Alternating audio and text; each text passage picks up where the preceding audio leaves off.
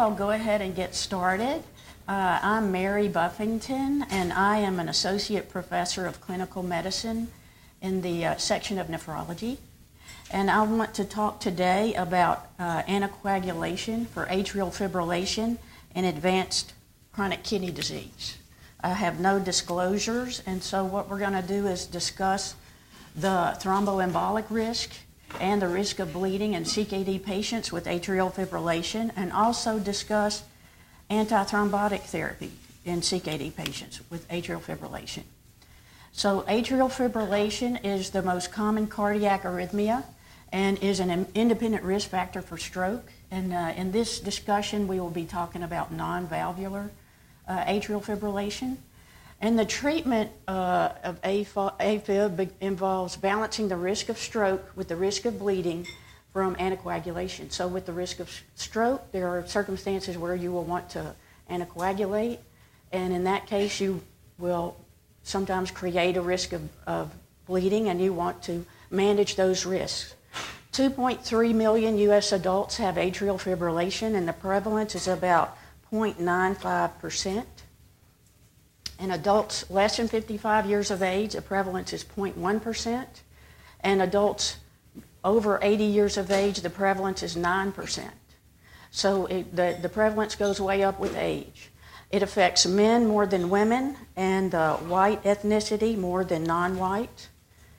And looking at the prevalence of chronic kidney disease, you have about 8.5 million people with chronic kidney disease, 7.6 million with stage 3, and about 400,000 with stage 4 and 500,000 with stage 5. And in end-stage renal disease patients, the prevalence of atrial fibrillation is 10.7%, which is higher than the prevalence for 80-year-old people without chronic kidney disease. So it's a very high prevalence in end-stage renal disease patients. The one-year mortality of hemodialysis patients with atrial fibrillation is 2 times higher than the mortality in those end-stage renal disease patients without atrial fibrillation. So with atrial fibrillation, one-year mortality is 39% compared to 19% in those dialysis patients without AFib. So atrial fibrillation in CKD patients actually increases the rate of end-stage renal disease. So this is a cohort study looking at 206,000 CKD patients enrolled in the Kaiser Permanente database. And at the beginning, the patients did not have end-stage renal disease or atrial fibrillation. They were CKD, but they didn't have end-stage renal disease or AFib. Over the course of the study, 16,400 developed atrial fibrillation, and after adjustment for confounding factors, the incident atrial fibrillation was associated with a 67% increase in the rate of ESRD. So incident atrial fibrillation in CKD patients is independently associated with an increased risk of developing end-stage renal disease. It hastens the onset of end-stage renal disease. So looking at the risk of stroke with AFib in the patients with the history of prior stroke, the risk of stroke is about 13% per year in patients with atrial fibrillation. In patients who develop atrial fibrillation but they have no history of prior stroke, the risk of stroke is about 4.1% per year. So throughout the analysis of many cohort studies, they have developed clinical factors related to the risk of stroke in AFib, and they've derived those from cohorts, and they've come up with risk assessment tools.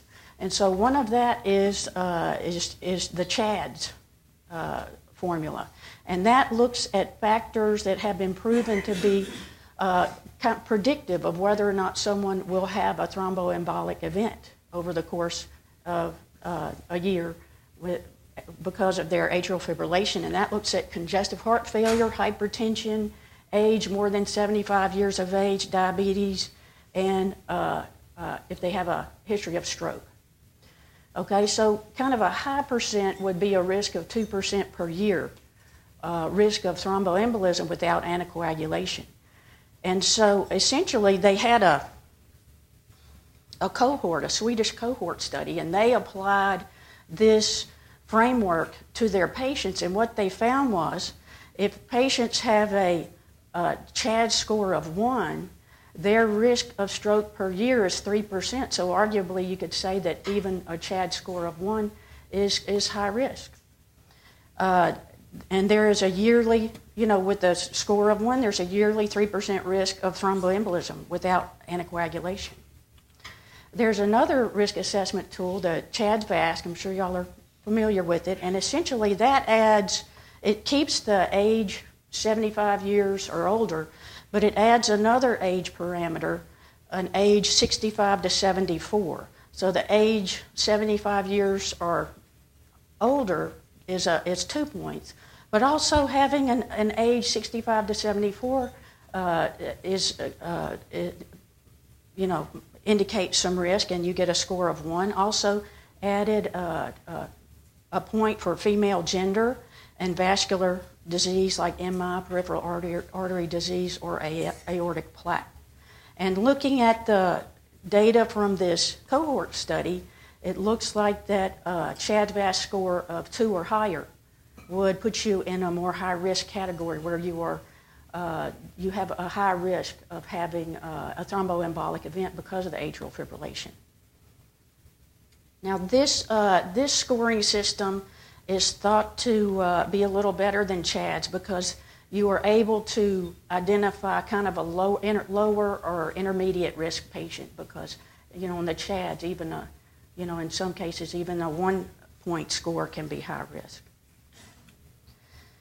So actually using these scoring systems, the risk of stroke increases in CKD, and that was looking at the Atria cohort analysis where they looked at 10,000, almost 11,000 patients in a database who were off anticoagulation, had been taken off or had never been started on anticoagulation, and of those patients, 676 developed thromboembolic events.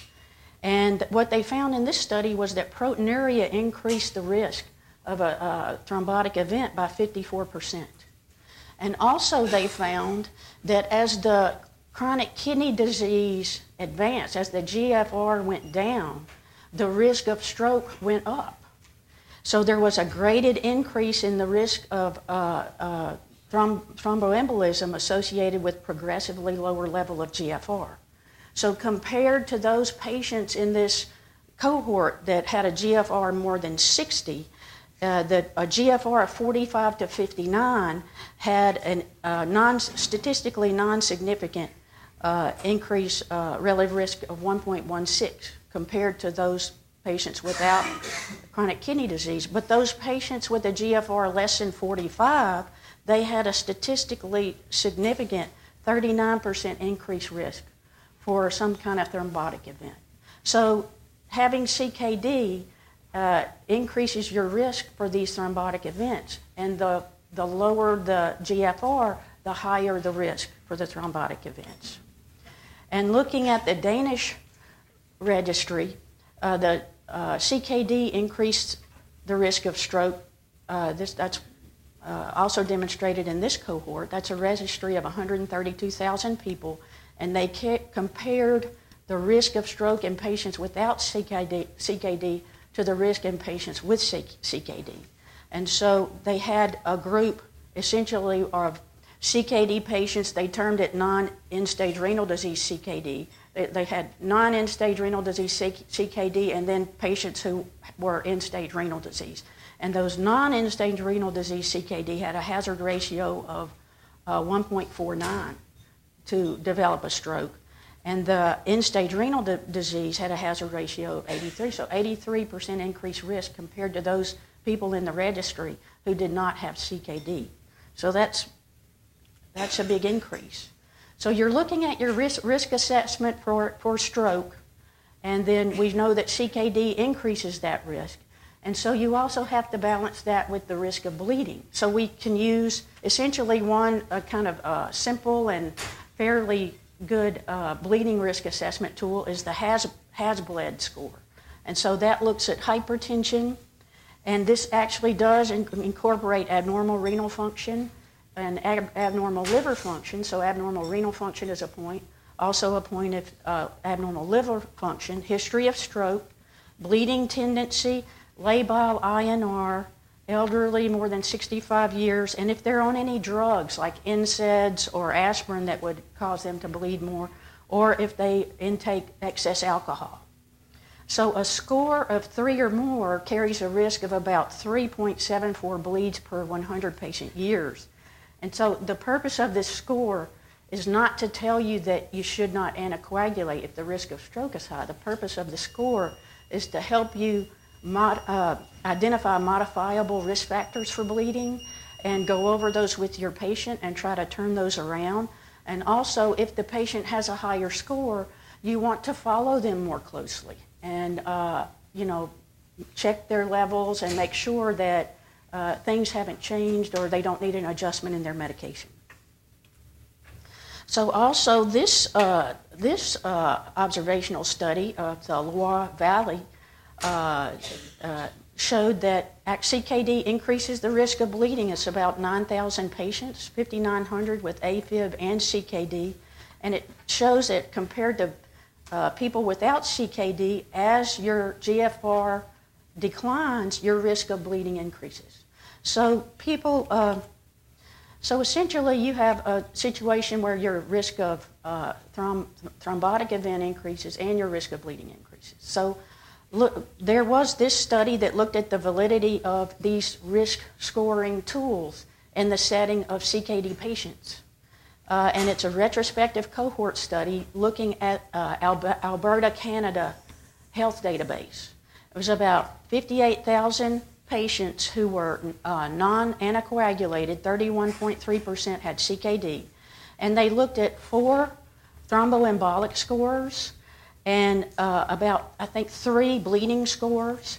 And essentially what they found was, looking at this cohort of patients, the C statistic or the concordance statistic was 0.66 to 0.661 to 0.667. So all of these different risk assessment tools, some are extremely complicated, some incorporated GFR and proteinuria, but essentially they all performed at about the same level. So it looks like the CHAD-VASc score is a pretty good score to use even in the setting of CKD. Okay. And then looking at the bleeding score, it's kind of the same thing. They looked at several different assessment tools, and they found that essentially the HAS-BLED score was simple, widely used, and had a comparable ability to discriminate accurately. And so what they found was inclusion of the KDIGO CKD class or proteinuria did not improve the ability of these tools to predict whether or not someone would have a stroke. So, if that's the case, if incorporating GFR or proteinuria does not help discriminate who's at risk, then, that kind of creates a question. There's renal impairment is commonly associated with many of the individual factors that are in these risk assessment tools, the components of CHADS and CHADS-VASc, like hypertension, CHF or volume overload.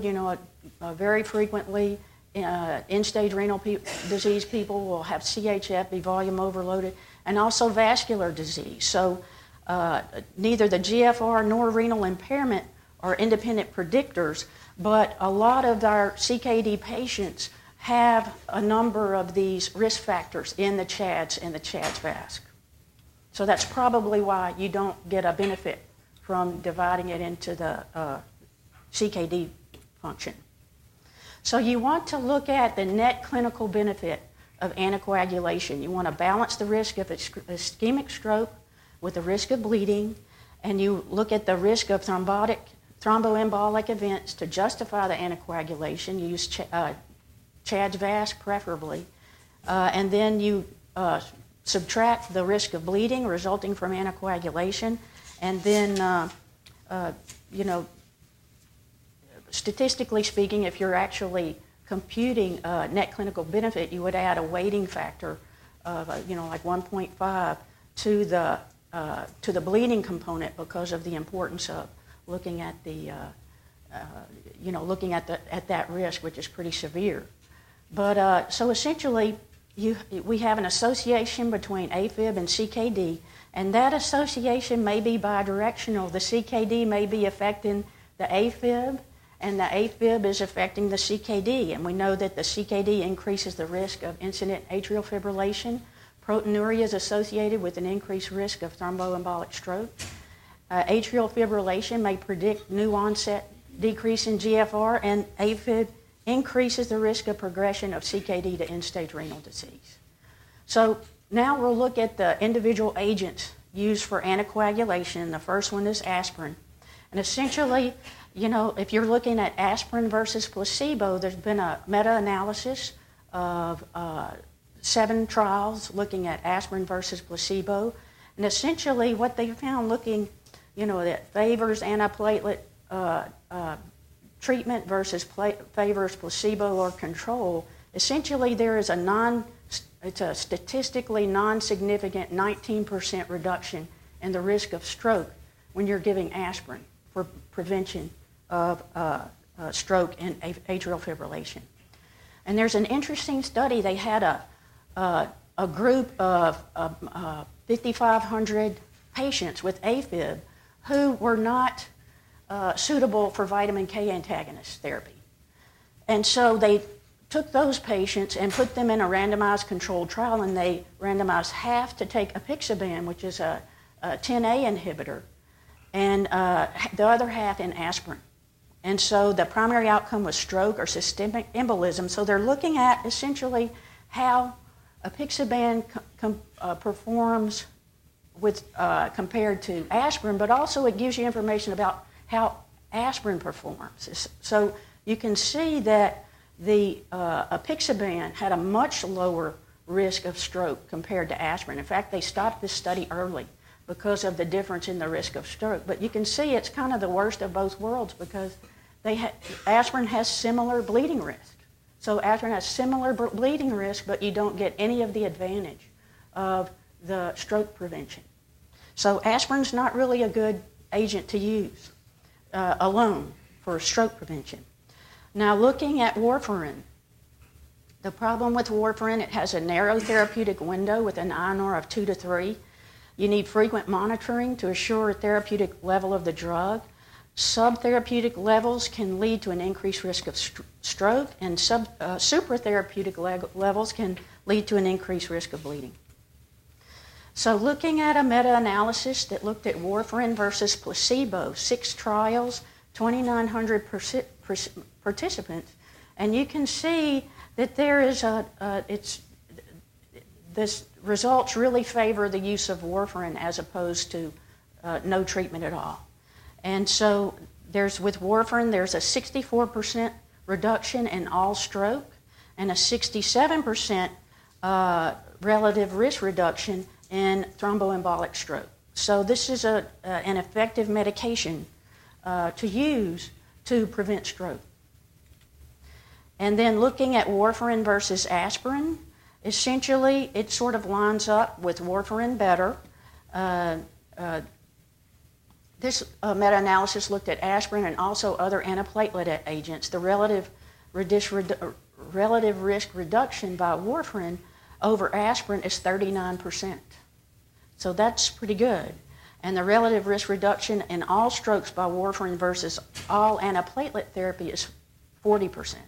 So warfarin is better than aspirin or antiplatelet therapy, okay?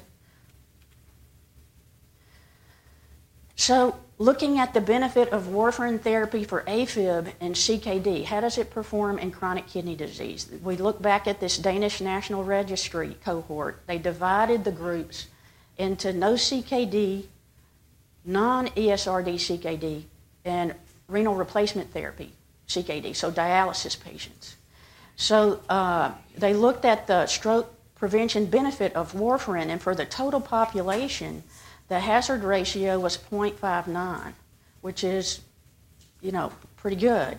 For non-end-stage chronic kidney disease hazard ratio of 0.84, which is not statistically significant.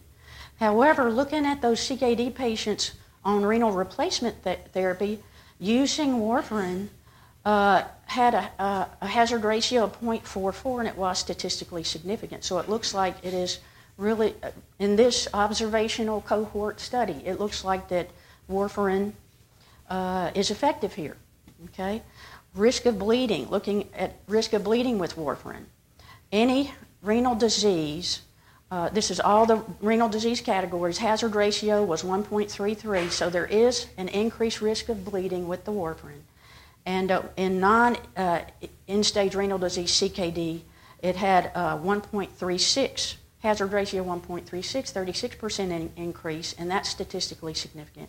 And in end-stage, it was not statistically significant. So this is observational evidence that, and for end-stage renal disease people, that, there seems to be a benefit here in terms of stroke prevention. But the problem is, you have these observational studies, and there's so many of them, and they're kind of all over the place. And I'll give you this example here. This is a cohort of patients out of Quebec and Ontario, 200,000 non-dialysis patients, 1,626 dialysis patients. So warfarin was used in 46% of these patients, and the warfarin use was not associated with the lower risk for stroke. Hazard ratio 1.14. So that's a completely different from the other observational study. And it was associated with a 44% higher risk of bleeding. So that's a very high risk. So the risk, according to this observational study, the risk-benefit profile did not appear to did not appear favorable to support a recommendation of routine warfarin use for stroke reduction in dialysis patients. So that's kind of the opposite of what the study before said. So the problem is we don't really have a randomized controlled trial that's looked into this, looking into warfarin for strokes, okay?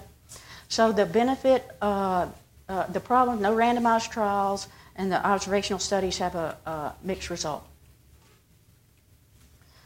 So also with warfarin, you really have to be diligent to maintain those therapeutic levels. And there was a retrospective cohort study of patients with newly diagnosed AFib, and they evaluated, they really dug in deep to find out how these patients were being anticoagulated. They looked at the anticoagulation prescription, the INR monitoring intensity, the time in and outside the INR therapeutic range, and this was stratified by chronic kidney disease. And the proportion of patients with time in therapeutic range, more than 60% decreased with CKD severity. So you want your time in therapeutic range to be more than 60% in order to have a therapeutic dose. But in this case, as the CKD severity increased, you were less and less able to control the INR, get it in that therapeutic range. And this low therapeutic range persisted for up to 3 years. And this is kind of showing you, this is GFR here. There's a GFR subclasses. This is time in therapeutic range, and you want it to be 60% or higher here, okay? You want it to be 60%, but as you can see, this is the first year. Let's look just at the first year here. So as you have chronic kidney disease, GFR of 60 right about here, so you can see that as the CKD advances, it's really harder to keep that time in therapeutic range with the INR, and when you get to dialysis and CKD5, it's way below where it needs to be. So essentially you have patients on warfarin with advanced CKD, and they're not getting a therapeutic dose of warfarin. So that's one of the issues with treating stroke with warfarin in patients with advanced chronic kidney disease. It's very hard to get this in a therapeutic range that would protect the patient. Only 21% of patients on dialysis had the time and therapeutic range at more than 60%. 30% were not therapeutic, 12% were super therapeutic. Okay, so there are novel oral anticoagulants that have been out for a while, and essentially warfarin works on a number of different factors, coagulation factors, but these agents are fairly focused. Dabigatran is a thrombin inhibitor. It works on 2A. Apixaban, edoxaban, and rivaroxaban work on 10A. So they're kind of more focused in how they are able to anticoagulate. Looking at this, you can see this is apixaban, and this is essentially 27% renal elimination. This is the agent that has the lowest renal elimination, and 6% of it is cleared with dialysis, 50% is excreted in the gut. And you compare that to dabigatran, essentially it's 80% renal eliminated and also 50 to 60% cleared with dialysis. So if you have someone whose kidney function is going down, and this drug is renally eliminated, you're going to have less and less of that drug eliminated, and it might build up and cause bleeding problems. Also, if you give it to a dialysis patient and 50 to 60% is cleared, you have issues with that also. And then the others, this rivaroxaban is less renally cleared than dabigatran. And then here we have edoxaban, and that's 50%. So you're running into the higher renal elimination that can get you in trouble with CKD. So essentially, there are 4 randomized controlled trials, and essentially each one of these trials is doing this agent, comparing it to warfarin. So you have apixaban versus warfarin in the Aristotle trial. And so each one of these, this is dabigatran, the thrombin inhibitor. These two are 10A inhibitors also. And so essentially, one of the main things is let's look at this exclusion criteria, because these are really interesting studies, but you can see that they're excluding people with very advanced chronic kidney disease. So these studies don't tell you anything, don't give you the evidence you need to be able to really reliably prescribe this medication for patients with stage 5 and really stage 4 CKD. So that's important to know.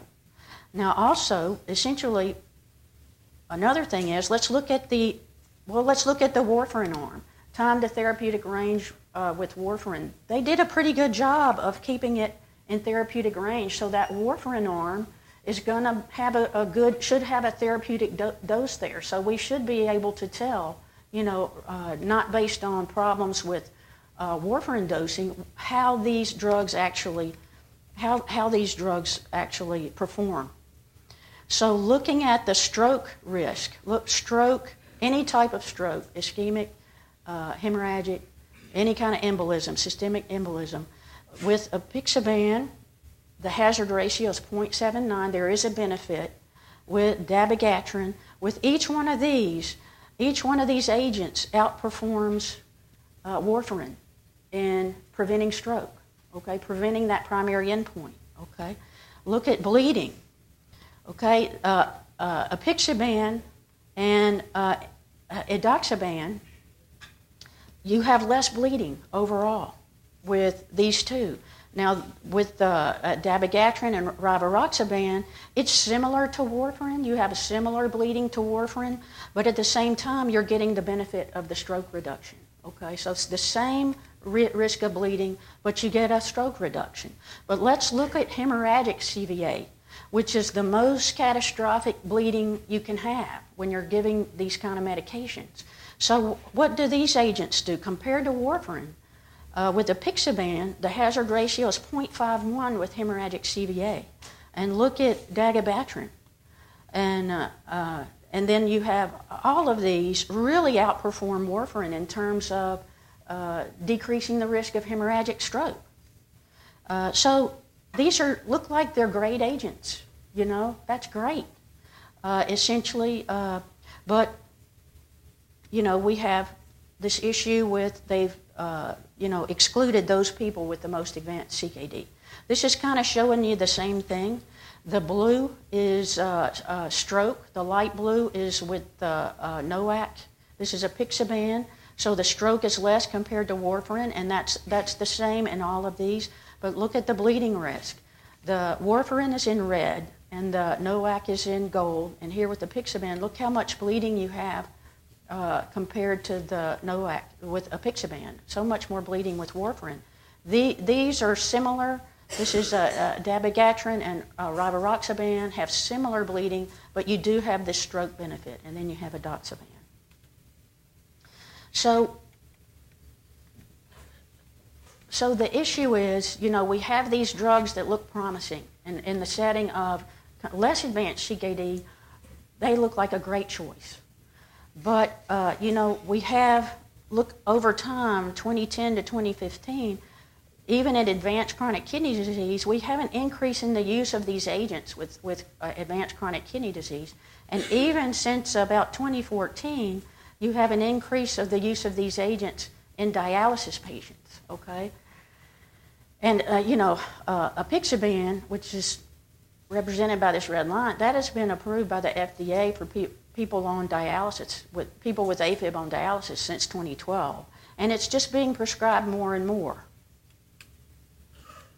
And so, we need to try to think about, is that the right thing to do based on the lack of evidence to support it, and lack of randomized trials. So another thing you need to keep in mind is that you can start a patient with AFib on an anticoagulant, but as you're treating them, that renal function can decline. And they looked at the RELY study here, and all arms of that study, over the time of the study, all of the arms had a 20% decrease in their GFR over time. So that you have to continually be evaluating that GFR and change doses if necessary based on a decrease in the GFR so that you don't have a buildup of the drug in the system, which could create bleeding problems. So should dialysis patients be anticoagulated? Arguments in favor are these patients are probably at highest risk for the thrombotic events because of all the factors that they have. They have the hypertension, they can have CHF, they have vascular disease, and there are potentially effective therapies. However, the argument against that is there's a decreased accuracy of our risk stratification tools in CKD. There are no randomized controlled trials, and there is that bleeding risk that can get worse if their kidney function goes down. So let's look at what the guidelines say. KDIGO had a controversies conference in 2017, and they looked at the issue of anticoagulation and atrial fibrillation. And what they said was with the GFR less than 15 and or on dialysis, there's insufficient data to recommend warfarin routinely for preventing stroke. But they did say kind of in an aside, and I think recognizing the data that is really promising for apixaban in these patients with CKD, consider low-dose apixaban 2.5 BID until safety data is available, until we get those randomized controlled trials. The CHEST had an expert panel report in November of 2018, and they said for patients with chronic creatinine clearance less than 15 or on or dialysis dependent, individualized decision making is appropriate. And in end-stage renal disease, they are okay with using warfarin. Okay, they don't recommend, 10A inhibitor or a thrombin inhibitor, probably because there aren't any randomized controlled trials to support it. Looking at the AHA ACC guidelines of 2014, when they look at this same level, they say it's reasonable to prescribe warfarin with a 9R 2 to 3 for oral anticoagulation. So, approach to atrial fibrillation. You need to determine the risk score. I think Chad's VASC is, there's not a scoring tool out there that's any better. But recognize the scores are less accurate with CKD. Determine the bleeding risk with has bled, and then decide if anticoagulation is appropriate based on that. And then if it is appropriate to anticoagulate for a GFR of 30 to 59, you can use the novel oral anticoagulants, the 10A or thrombin inhibitor, or you can use a vitamin K antagonist. And for GFR 15 to 29, few patients have been included in clinical trials, and essentially vitamin K antagonists with a goal INR of 2 to 3. And then for a GFR less than 15, not on dialysis, you can use a vitamin K antagonist. On dialysis, there's an uncertain net clinical benefit in this group. So you anticoagulate if there is a strong predictor for stroke or thromboembolic event, like a prior stroke. And consider not anticoagulating if the patient decides, after going over all the risks and benefits, if they decide that they really don't want to go on the anticoagulation. If the patient has a high risk of falling, if the patient has a history of a major bleeding event, or if the patient has poorly controlled hypertension, and especially in our dialysis patients who can have really big swings in their blood pressure, and that's a risk for intracranial hemorrhage if the blood pressure goes up too high while they're anticoagulated. And also patients with a low likelihood of successful control of the INR. If they don't look like they're likely to control that, then you can just not put them through, all of the monitoring and all of that. Now there is a trial underway, the Renal AF trial, and it is a randomized controlled trial looking at apixaban versus warfarin in end-stage renal disease dialysis patients, hemodialysis patients. Enrollment is closed, and they are projecting they'll have the results 2019. And hopefully that'll give us the answers we need to be able to make better decisions with regard to our dialysis patients and our patients with advanced CKD. So in conclusion, your approach to AFib in CKD increases the risk of stroke and the risk of bleeding.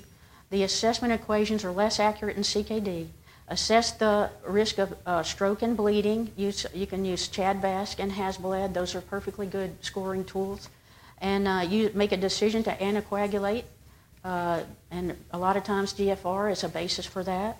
And anticoagulation in patients with a GFR less than 15 is kind of a judgment call. And there are no randomized controlled trials to support that. So that's pretty much where we stand.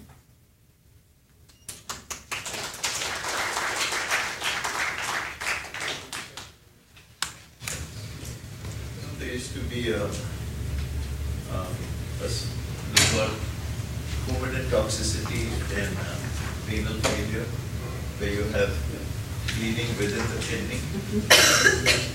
Does that play a role in patients' decline in kidney function? That's what they're thinking. They're thinking that some glomerular bleeding from just the toxicity of the warfarin, and it doesn't have to be at super therapeutic levels. You may just have sort of a baseline thrombosis in the glomeruli. And also, when you are inhibiting that vitamin K enzyme, that may also be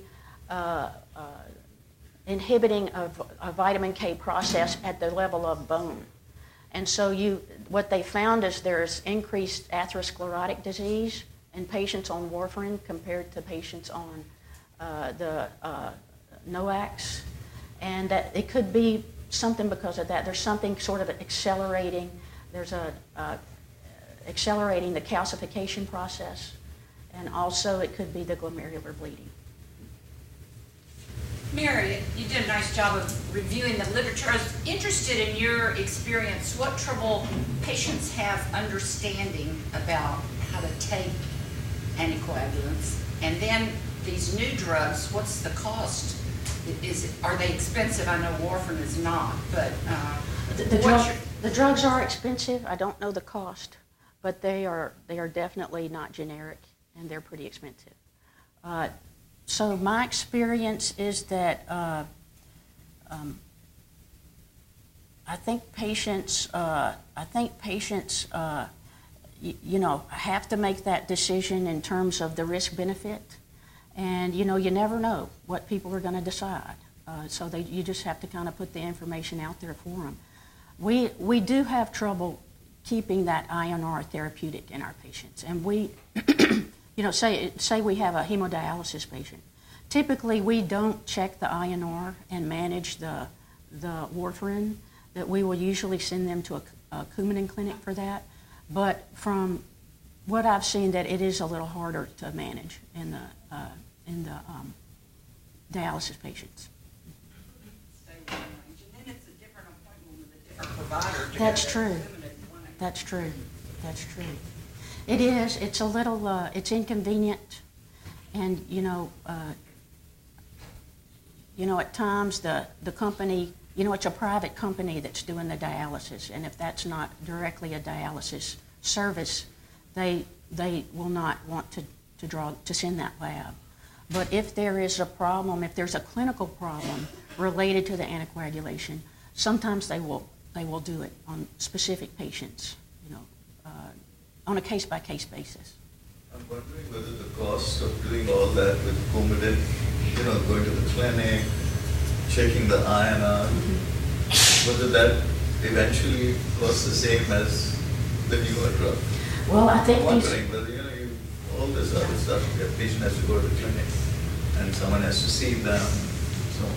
Well, that's the promise of these new drugs. You can release the patient from this sort of the bureaucracy of getting your levels, maintaining your levels at a therapeutic range.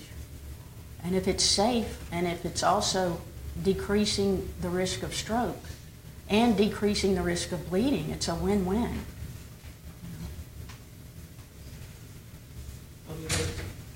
On your assessment tool, there was, other than age, there was really nothing about the risk of fall. How do you assess the risk of fall?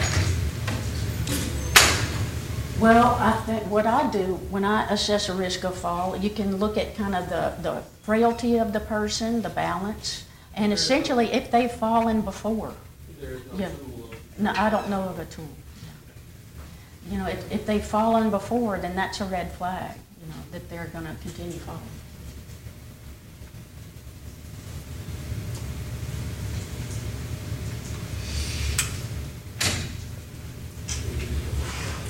Okay, well, thank y'all so much.